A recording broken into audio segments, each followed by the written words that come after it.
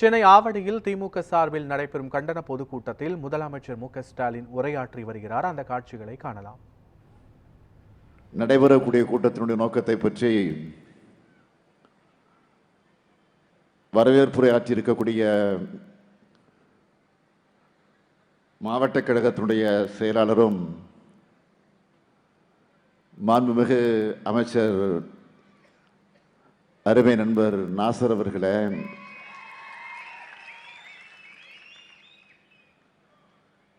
திருவள்ளூர் மேற்கு மாவட்ட கழகத்தினுடைய செயலாளர் சட்டமன்ற உறுப்பினர் அருமை நண்பர் சந்திரன் அவர்களே, முன்னிலையேற்றிருக்கக்கூடிய சட்டமன்ற உறுப்பினரும் கழகத்தின் ஆதிதிராவிட நலக்குழுவினுடைய செயலாளருமான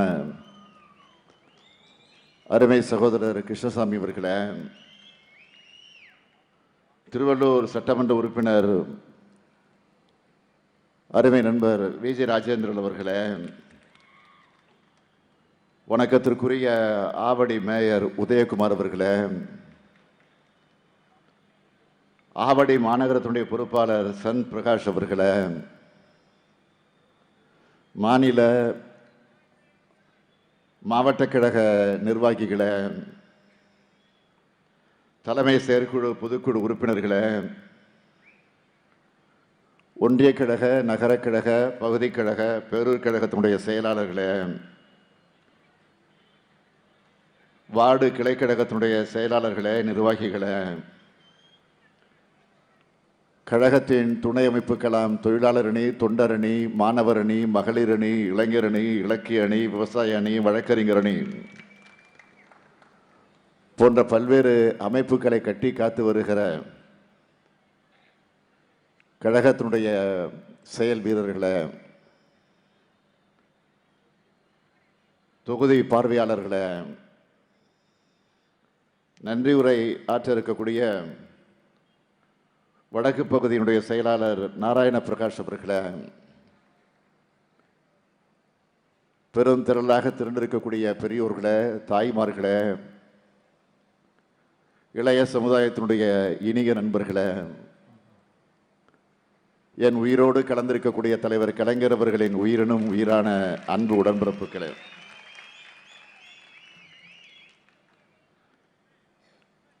தமிழ்நாட்டை வஞ்சிக்கிற ஒன்றிய அரசுக்கு எதிராக இன்றைக்கு தமிழகம் முழுவதும் நாம் கண்டன கூட்டத்தை நடத்திக்கிட்டு இருக்கிறோம். நடத்திக்கிட்டு இருக்கோம் என்று சொல்வதை விட நடத்தக்கூடிய சூழ்நிலைக்கு தள்ளப்பட்டிருக்கிறோம்.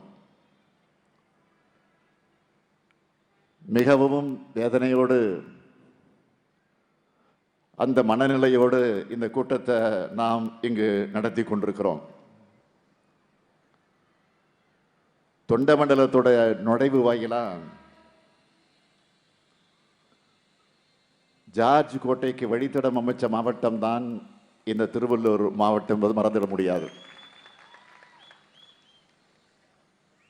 தமிழ்நாட்டு உரிமைகளுக்கான போராட்டமும் பிரிக்க முடியாத ஒன்றாக விளங்கி கொண்டிருக்கிறது.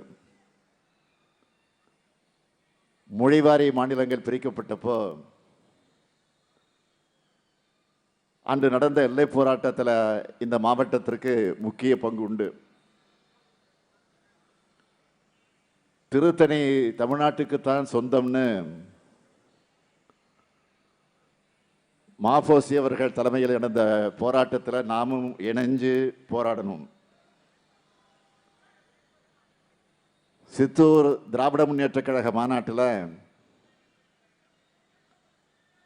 திருத்தணி தமிழ்நாட்டுக்குத்தான் சொந்தம்னு தீர்மானத்தை நிறைவேற்றினதோடு மட்டுமில்லாமல் வடார்காடு மாவட்டத்தில் இருக்கக்கூடியவங்களை இந்த போராட்டத்தில் கலந்து கொள்ள வச்சார் நம்முடைய பேரறிஞர் பிறந்தகை அறிஞர் அண்ணா அவர்கள். அது மட்டுமல்ல, அந்த போராட்டத்தை முன்னெடுத்த மாப்போசி அவர்கள் அன்றைய பிரதமர் நேரு அவர்கள் கடுமையாக விமர்சித்தார்கள். தமிழ்நாடு முழுக்க ரயில் மறியலை அறிவித்தார் பேரறிஞர் அண்ணா அவர்கள். திருத்தணியை காக்க தமிழ்நாடு முழுக்க ரயில் போர் நடத்தி கைதான இயக்கம்தான் நம்முடைய திராவிட முன்னேற்றக் கழகம். அப்போ பேரறிஞர் அண்ணா, முத்தமிழறிஞர் தலைவர் கலைஞர் உள்ளிட்ட எல்லோரும் சிறையில் வைக்கப்பட்ட காரணத்தால் கழகத்துடைய பொறுப்பாளரா மதிப்பிற்குரிய ஏஜி அவர்கள், ஏ கோவிந்தசாமி என்று சொல்லக்கூடிய ஏஜி அவர்கள்,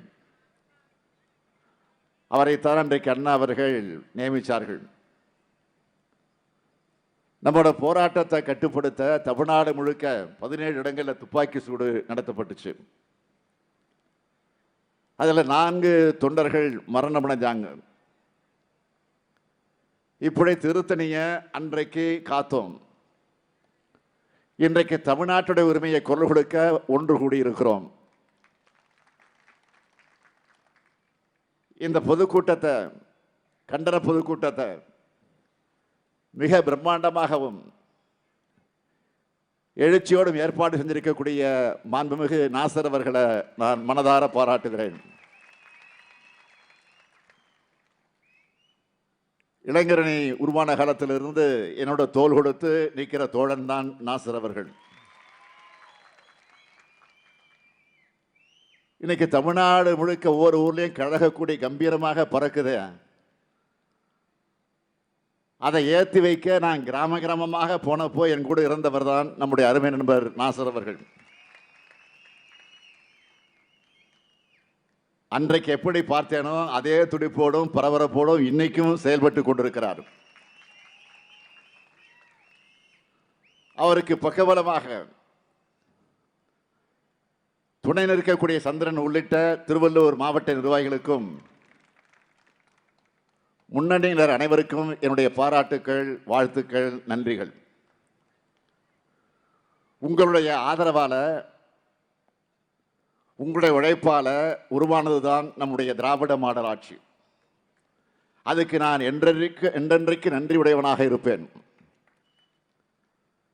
2021ஆம் ஆண்டு நடைபெற்ற சட்டமன்ற தேர்தலில் என் மேல நம்பிக்கை வச்சு தமிழ்நாட்டு மக்கள் ஆட்சி பொறுப்பை வழங்கினாங்க. மக்கள் என் மேல வச்சிருக்கக்கூடிய நம்பிக்கையை நான் காப்பாற்றி கொண்டிருக்கிறேன். இந்த 3.5 ஆண்டு காலத்தில் ஏராளமான திட்டங்களை நிறைவேற்றி தமிழ்நாட்டை இந்தியாவோட முதன்மை மாநிலமாக வளர்த்தெடுத்து வருகிறோம். அது ஊடகங்களை வெளியிடக்கூடிய புள்ளி விவரங்களாக இருந்தாலும் சரி, தனியார் அமைப்புகள் வெளியிடக்கூடிய சர்வேக்களாக இருந்தாலும் சரி, ஏன் ஒன்றிய அரசு வெளியிடக்கூடிய புள்ளி விவரங்களாக இருந்தாலும் சரி, அதிலெல்லாம் தமிழ்நாடு தான் முன்னிலையில் இருக்குன்னு இந்தியாவோட மிகப்பெரிய பொருளாதாரம் கொண்ட மாநிலங்களோட பட்டியலில் தமிழ்நாடு 2வது இடத்துல இருக்கு. தேசிய மொத்த உள்நாட்டு உற்பத்தியில தமிழ்நாட்டுடைய பங்கு உயர்ந்திருக்கு. 2030ஆம் ஆண்டிற்குள்ளாக $1 டிரில்லியன் அமெரிக்க பொருளாதாரத்தை அடைக்கணும்னு ஒரு மிகப்பெரிய குறிக்கோளை வச்சுக்கிட்டு நாள்தோறும் உழைச்சிக்கிட்டு இருக்கிறோம். பொருளாதார குறியீடுகள் எல்லாத்தையும் தமிழ்நாடு வளர்ச்சியை எப்படி இருக்கு? வறுமை இல்லாத மாநிலமாக, பட்டினி சாவுகள் அறவே இல்லாத மாநிலமாக தமிழ்நாடு இருக்கு. கடந்த 3 ஆண்டுகளில் 10 லட்சம் கோடி ரூபாய்க்கு அதிகமான தனியார் முதலீட்டு திட்டங்கள் வர்றது உறுதி செய்யப்பட்டிருக்கு. இந்த வளர்ச்சியோட ஒவ்வொரு தனி மனிதருக்கும் நன்மை அளிக்கக்கூடிய திட்டங்களை செயல்படுத்திக்கிட்டு இருக்கோம். முத்தாய்ப்பான சில திட்டங்களை மட்டும் சொல்ல விரும்புகிறேன். மாசம் 1000 ரூபாய், ஒரு ஆண்டுக்கு 12,000 ரூபாய்.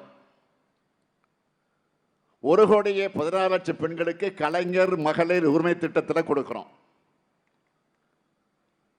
அதே மாதிரி புதுமை பெண் திட்டத்திலையும் தமிழ் புதல்வன் திட்டத்திலையும் ஆண்டொன்றுக்கு 12,000 ரூபாய் வழங்குகிறோம். பெண் விடுதலைக்கு அச்சாரமாக வேலை வாய்ப்புகளை உருவாக்கி அவங்க இலவசமாக பயணம் செய்ய விடியல் பயண திட்டம். அவங்க பாதுகாப்பா வெளியூர்ல இருந்து வரக்கூடியவர்கள் தங்குவதற்கு தோழி திட்டம், ஹாஸ்டல், பெண்களுக்கென்று தனியாக தோழி திட்டம் என்கிற பெயரில் விடுதிகள். இன்னும் சொல்லணும்னா அமைதியான பாதுகாப்பான மாநிலமாக இருக்கிறதுனால அதிக அளவு பெண்கள் வேலைக்கு போற மாநிலமாக நம்முடைய தமிழ்நாடு இருக்கு. அடுத்து வருங்கால தலைமுறை வலிமையான தலைமுறையா வளர்வதற்கு சத்தான சுவையான காலை உணவை கொடுக்கிறோம். தமிழ்நாட்டு மாணவர்கள்னா உடனே வேலை கொடுக்கிற அளவுக்கு நம்ம பசங்களோட திறமையை மேம்படுத்த நான் முதல்வன் திட்டத்தில் திறன் பயிற்சி கொடுக்கிறோம். ஒன்றிய அரசு வெளியிட்ட பொருளாதார ஆய்வறிக்கையில் தமிழ்நாட்டின் பல்வேறு திட்டங்கள் பாராட்டி இருக்கிறாங்க. எல்லா துறைகளையும் மேல்நோக்கிய வளர்ச்சியை தமிழ்நாடு அடைந்து வருகிறது. இத்தகைய சூழலில் தமிழ்நாடு அரசுக்கு ஒத்துழைக்கக்கூடிய ஒன்றிய அரசு மட்டும் இருந்திருந்தா தமிழ்நாடு இன்னும் வேகமாக வளர்ந்திருக்க முடியும். தமிழ்நாட்டு மக்களான நீங்க முழுமையான வெற்றியை இந்தியா கூட்டணிக்கு கொடுத்தது போல சில மாநிலங்களில் பெற முடியாத காரணத்தால் சின்ன வித்தியாசத்தில் மீண்டும் ஒன்றியத்தில் பாஜக ஆட்சி வந்துவிட்டது, கூட்டணி ஆட்சியாக வந்துடுச்சு. மூச்சுக்கு மூச்சு என்ன சொன்னாங்க, 400 சீட்டு ஜெயிப்போம்னு சொன்னாங்க. இறுதியில் என்ன ஆச்சு, 240 இடங்கள் கிடைச்சது அவங்களுக்கு. கடைசியில் கூட்டணி கட்சியோட தயவோட ஒரு மைனாரிட்டி அரசை தான் அமைக்க முடிந்தது. ஆனாலும் பாஜக அரசு தன்னுடைய பாசிச சர்வாதிகார எதேச்சதிகார தன்மையை விட்டு இறங்காம பழையபடியே நடந்திருக்கிறது தான் இன்றைக்கு பார்த்து கொண்டிருக்கிறோம். மதவாத அரசியலை நடத்தி மக்களை ஒரே மயக்கத்தில் வச்சு அரசியல் ரீதியாக லாபம் அடையலான்னு நினைக்கிறாங்களே தவிர மக்களுக்கு நல்லது செஞ்சு மாநிலங்களுக்கு திட்டங்களை தந்து வளரணும் என்ற நினைப்பே பாஜகவுக்கு வராது. மதவாத அரசியல் மூலமா மக்கள் கிட்ட இருந்து ஓட்டு அறுவடை செஞ்சு காலத்தை ஓட்ட நினைக்கிறாங்க. அதனாலதான் ஒன்றிய அரசின் சார்பில் ஆண்டுதோறும் வெளியிடப்படக்கூடிய நிதிநிலை அறிக்கை வெற்று அறிக்கையாக இருக்கு. ஒன்றிய நிதியமைச்சர் மாண்புமிகு நிர்மலா சீதாராமன் அவர்களால் நாடாளுமன்றத்தில் தாக்கல் செய்யப்பட்ட நிதிநிலை அறிக்கையில் தமிழ்நாட்டுக்கு மட்டுமல்ல ஒட்டுமொத்த இந்தியாவுக்கு எதுவும் இல்லை. திருக்குறளை மேற்கோள் காட்டினா போதும், தமிழ்நாட்டை ஏமாத்திலான்னு நினைக்கிறாரு நிதியமைச்சராக இருக்கக்கூடிய நிர்மலா சீதாராமன் அவர்கள்.